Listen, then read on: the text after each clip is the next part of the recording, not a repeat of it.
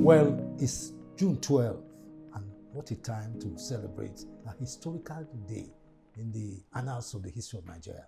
I have the pleasure and the privilege to have with me in the studio a renowned intellectual who has contributed and who knows in depth the story of June 12th. Professor Sylvester Odion Akhaine is a professor of political science at Lagos State University, and he is more or less the right, appropriate person to discuss this issue with me. Professor Akhaine, it's good to have you in the studio. Thank you. I'm always excited. I'm glad to be here. Prof, let us start on a lighter note. Don't we have a penchant for celebrating holidays in Nigeria? Some people think that we have too many holidays in Nigeria. Well, I mean, we have been criticized, not just locally, internationally, for having a lot of holidays, public holidays, and which is waste of productivity, if you consider it, in depth. But the other side of the coin is that Nigerians are not even used to, relaxing, taking time off their work, to have good time. Nigerians are not used to that. It's work, work, work. Maybe this is the best way that the government can intervene, for the well-being of our people. Take time off, and... If you can just run us through, what is the history of June 12th, precisely? June 12th is the climax of transition from military rule to democracy in Nigeria. Don't forget that, for the most part, Nigeria has been governed by the military. And so by 1986, we had a military regime under Ibrahim Babangida, who was the head of the junta, and who began a transition program to civil rule program, 1986, starting with the Political Bureau report. And the democratization program, or the transition program, was kicked off, and about 13 political associations emerged. The president or the military, annoyed those 13 associations, and then imposed, its own political parties, the National Republican Convention, NROC, and the Social Democratic Party, SDP. According to the president, he was not interested in imposing an ideology on the country, but those two parties were supposed to be, a little to the right and a little to the left, as he put it, and a party of equal joiners and equal founders. As it turned out, we were not sure whether the military was committed, as an institution, committed to a genuine transition to democracy. We, in the pro-democracy movement, started mobilizing Nigerians, rallying that the military must exit. But we, of course, also designed a hidden agenda within that transition program. If you recall very well, Barrister Alao Akabashorum was the first person to say there was a hidden agenda. And also, of course, Ganifa Ohimi would later echo that as well. There was a coup attempt, 1990, April 22, 1990, which, of course, also talked about, ending the domination of the country by a tiny section, of the country. And that coup, of course, hastened a lot of things.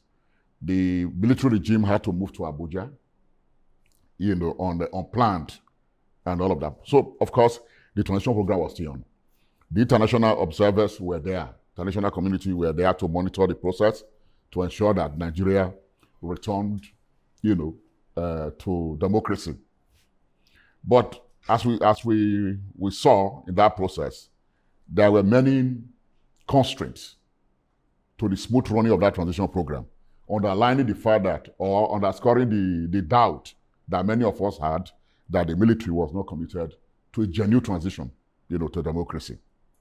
We had those I call alternative civil society, like ABN, Association of Better Nigeria, and Ato Zeribe was also there, that were, trying to agenda obstacles to the smooth transition through litigations and all of that.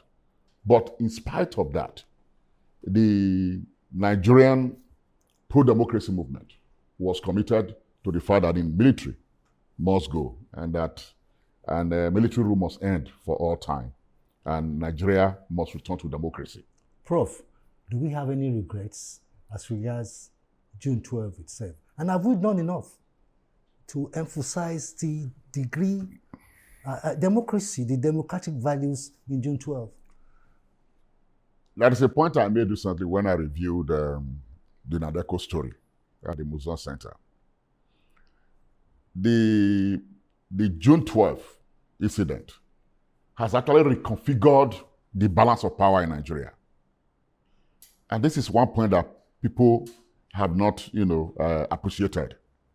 The fact that you had a transition in 1999 in which the only two presidential candidates were from a section of the country. That was a recognition of the fact that power was not going to continue, in the hands of the hegemonic forces. And that was how Obasanjo came in and did 2 terms. From there, what I would call elite consensus emerged on the need to rotate power between the North and the South. It is not in the Constitution, right? But nation building is not just about the ground norm. It's not just about what is in the organic law. It's also about, gentleman agreement between the elites who are in contestation within any society or polity. And that is what we have seen. Now power went to the North, it came back to the South, and it's here. So June 12 has reconfigured, in reality, the power equation in the country. The idea that one section of the country will dominate the rest of the country is no longer in vogue. But then, Prof, you can't talk about democracy without talking about our constitution. Some people say that constitution was imposed on us and it's not from us. What's your take on that? Yes, in constitution making, we normally talk about what we call process-led constitution making, and of course, constitution that are, imposed from the top. The 1999 constitution is true that it was imposed. There was an attempt by the military regime of that time to get some opinion. I think, was it Justice Nick Itobi? I'm not quite sure who led the committee that tried to collate opinion. I particularly appeared before that committee at Sheraton when they had their sitting. I remember late Adebanjo was also there, and the rest of them, where we made our opinion. But as it turned out to be, it was just a patchwork of elements from past constitutions that was given to the country. It was not operational. This is significant. Until after the election. So we enter into the Fourth Republic without, a ground norm, without the Constitution. So that's it. So in reality, it is not the Constitution. Was it democratic? It wasn't process-led, which was while, of course, the late Rotimi Williams did argue that the Constitution lied against itself. But some of you say that military intervention is an aberration. Is that true? The military are Nigerians. Yes, the military intervention is an aberration. The reason is this. The military, as I've always argued, and I tell my students all the time, is the material force of the state. So it's a professional unit that is meant to defend the territorial unit or territorial unit, of the country, against external invasion, underscore the sovereignty of the country, its ability to take decisions within its territoriality. That's what the military, is meant to do, for any polity.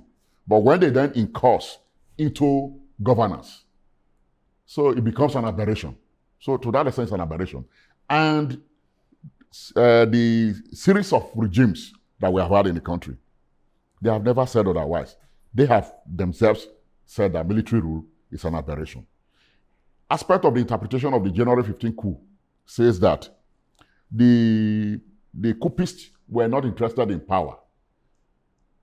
Part of the conversation was that they will bring out Chief Obafemi Awolowo from prison and ask him to govern the country. And if he refuses, they will be issuing decrees in his name. That's part of the narrative. So, which means that the military has never seen their participation in governance as the norm. Rather, it has always been an aberration. And that is why Abacha says, when he intervened in November 1993, that it was a child of necessity. Not because they wanted to take over power. But of course, once you are in power, power is totalizing, and power is also, corrupting. Which is why we say power corrupts, absolute power corrupts absolutely. Prof, has it got to do with the system? Some people are saying this presidential system is very expensive, whereas from our colonial masters, parliamentary will have been ideal. What's your take? We practice a parliamentary system. Yes, it was good because you have an institutionalized opposition, but that system collapsed. And we went into a long nightmare, the Civil War. And so the governing elites in the country felt that, look, the only way you can bring the country together is to strengthen the unity of the country. And they then brought an American presidential system. But if you ask me as a political scientist, what I have seen is not even the fact that the Constitution itself has deficit. But the practitioners have deliberately subverted the provisions of the Constitution. The Constitution is very, very clear on certain matters. Federal character is there, which means that you must run an inclusive government. If you then choose to run a government based on your ethnic, persons, you are subverting the Constitution. The Constitution talks about, gives 2 terms to occupant of public offices, elected offices. And you decide to say, I want to do a 3rd term. You are subverting the Constitution. And the judicial review process, and if the judicial officers decide to succumb to the pressure from politicians, they are subverting their constitutional role. So what you have actually had is a deliberate subversion of the Constitution, irrespective of its deficit. How do we sustain democracy now? You saw the primaries of the different political parties. You have issues like consensus, like imposition of country. How do we sustain democracy? Because the primaries, there was nothing to write about. All the political parties, their primaries, there were criticisms here and there. And that doesn't speak well for a democratic country. Yes, I've also observed the primaries. To use the words of General Buhari when he was military head of state, he said the 1983 election was anything but free and fair. So we've seen the contradictions. The real point is that Nigerians assume that a Moses will come to bail them out of the crisis that they are in. That's the problem of Nigerians. Nigeria is a class society, which means if you want to bring about change, there has to be class contestation. You have a class that is in power now, and they are not ruling in the interest of the people. So you need to contest power with that class, so that power can come in favor of the broad masses of our people. That is not happening. So people assume that the state is neutral. The state is not neutral, which is why in radical political economy, we define the state as the executive committee of the dominant class in society. So we must be primed to contest power with the existing, ruling class. If you don't do that, nothing can change. But unfortunately, Nigerians, instead of building parties from the scratch based on ideology, we see Nigerians looking for special purpose vehicles to capture power, from Labour to ADC, from ADC to NDC, from AD to APC. One word that has been bandied all over the place is restructuring. Precisely, what is it all about? Yeah, restructuring is another word for it is reset, to reset the country. There is a general understanding that there are a lot of contradictions with the polity, that the polity need to be restructured so that Nigeria as a state can function. You know, Nigeria was founded on the federal constitution. The federal essence of the Nigerian state has been atomized over time as a result of military rule, and deliberate policy by the dominant elites in the country. So the country needs to therefore be revamped, or there's need for a rebound to federalism. That's why people talk about restructuring, so that the constitution, which is overweighted in favor of the central authority, you can remove elements from the exclusive list, devolve those matters under the concurrent or the residual list, and the rest of them. Because the states you have today are, if you ask me, a negation of the federal essence of the country. Because Nigeria was based on regions. I'm not asking that we might go back to the same old regions, but of course there are model constitutions. The one led by MNRO, led by Chief Anthony Nahoro. I think they were looking at about a federation of 12 regions. Yes. And there are so many things like that. So Nigerians have not been able to come together and then resolve the essence of our being together. And that is why people talk about restructuring, about resetting the polity, which will form the basis, of development in the country. Prof, why are Nigerians not confident in the electoral process, particularly the electoral referee, that is INEC? That's number one. Number two, who should appoint INEC chairman? Well, the electoral process, we tend to make a mountain out of a molehill. The 1959 general election that brought in usher in independence, it was the ministry that ran, I think it was the Ministry of Transport, I'm not sure now, that ran the election. There was no formal electoral body. It was done under a ministry. And you have electoral roll where the parties that are contesting are listed. There was no over-bureaucratization.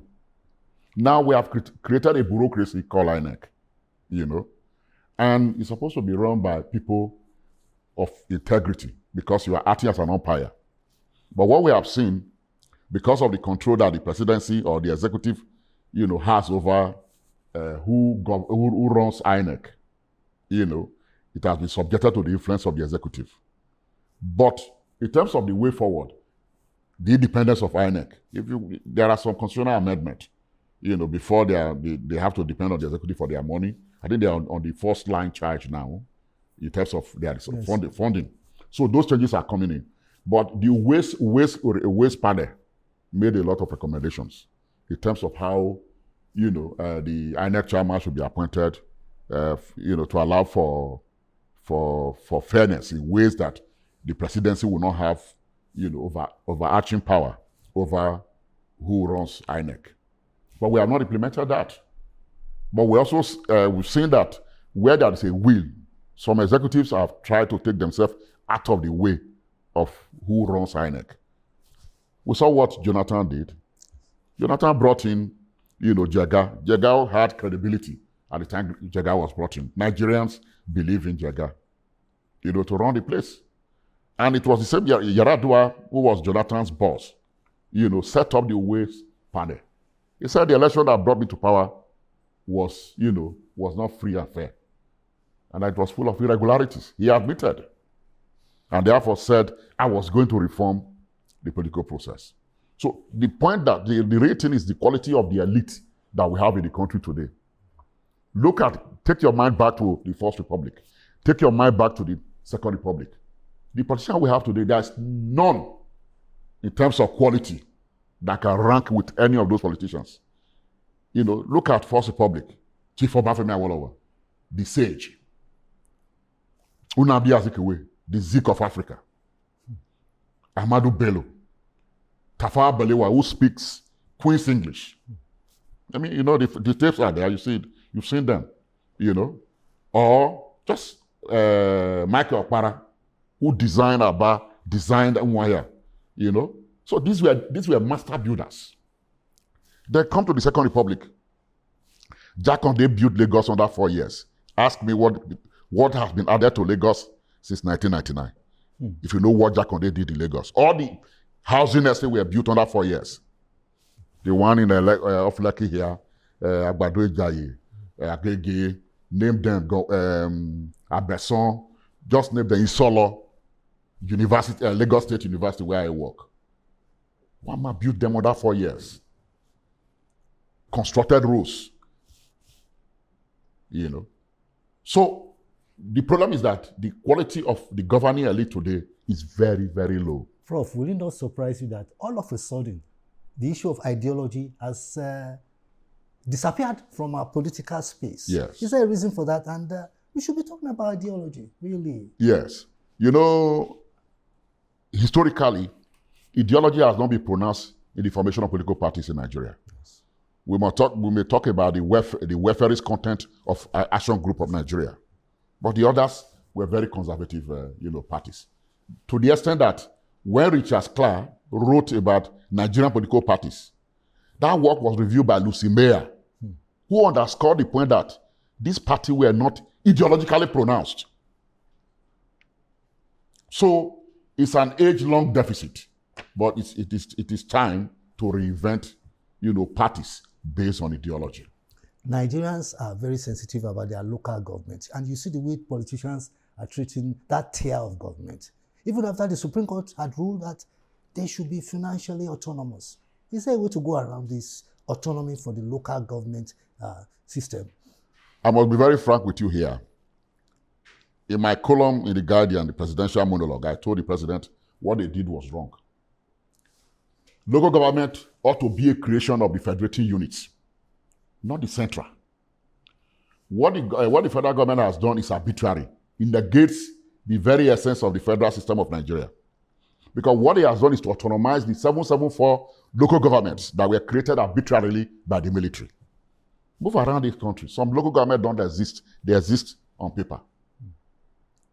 So you then say you are giving them financial autonomy. No. It's a negation of the federal essence of this country. When the president was governor in Lagos State, what did he do? He tried to create local government.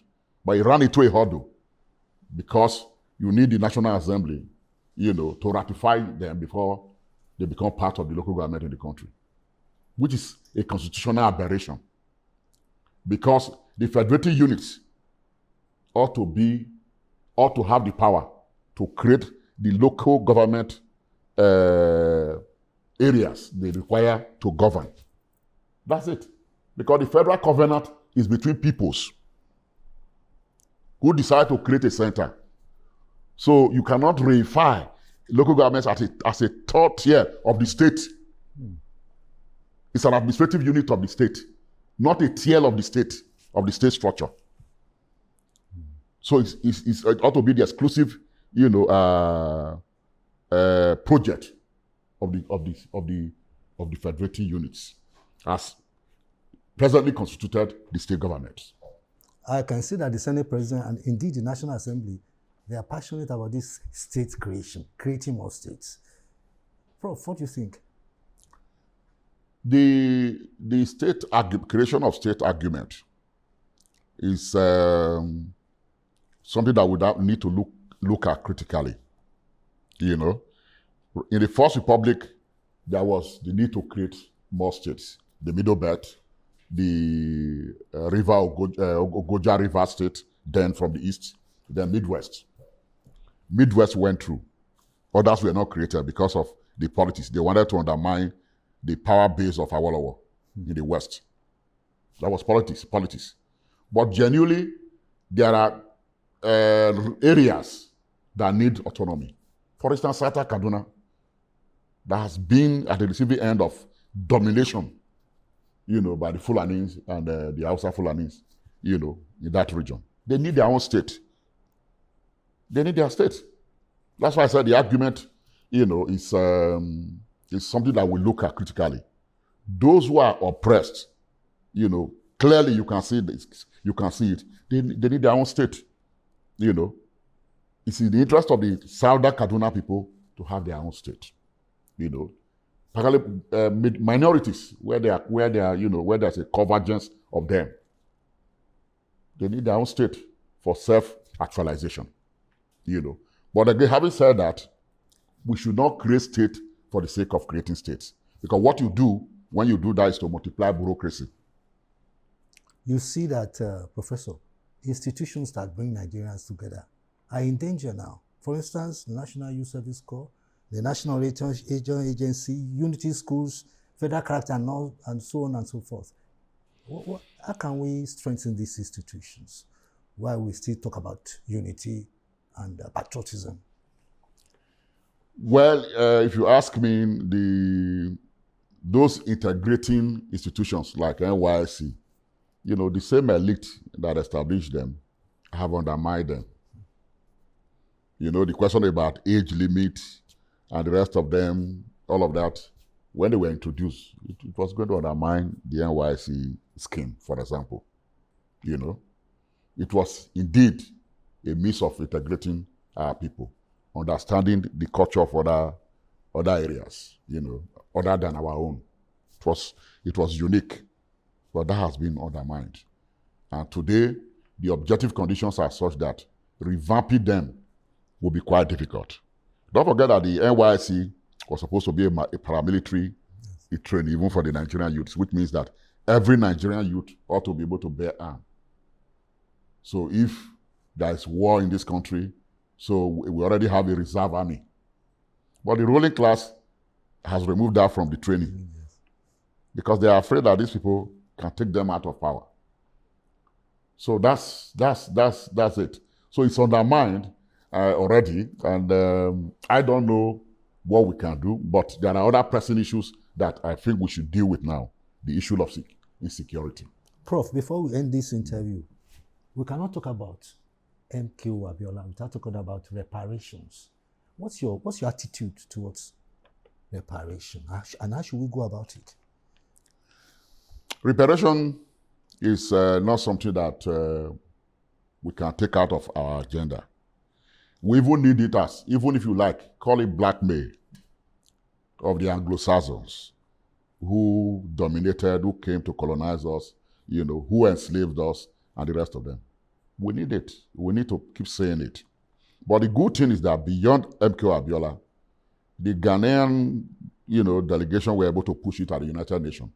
That almost about only 3 members of the UN General Assembly abstained. That, you know, condemned colonialism, slavery, the enslavement of Africa. You know, there was a resolution that, you know, on that it was a crime against humanity. That's the place to start from. You know, the world has not agreed that it was crime, a grave crime against humanity. We start from there, you know. That's where to start from, you know, and we should continue to put it on the agenda. Because if you look at today, all the relationship we have with the West, it's always exploitative. I was involved in the Cotonou review process, the Cotonou Accord, the ACPU, you know, agreement. I was involved. And when we look at the relationship, it was highly exploitative. But you know what? I recommended in that meeting, I suggested that we don't need to back out from the agreement. We need to remain within the agreement, you know, within the agreement, sign the agreement, and continue to remind them that it is not paying us. Because if you back out from it, because of the balance of forces, they will sabotage our countries.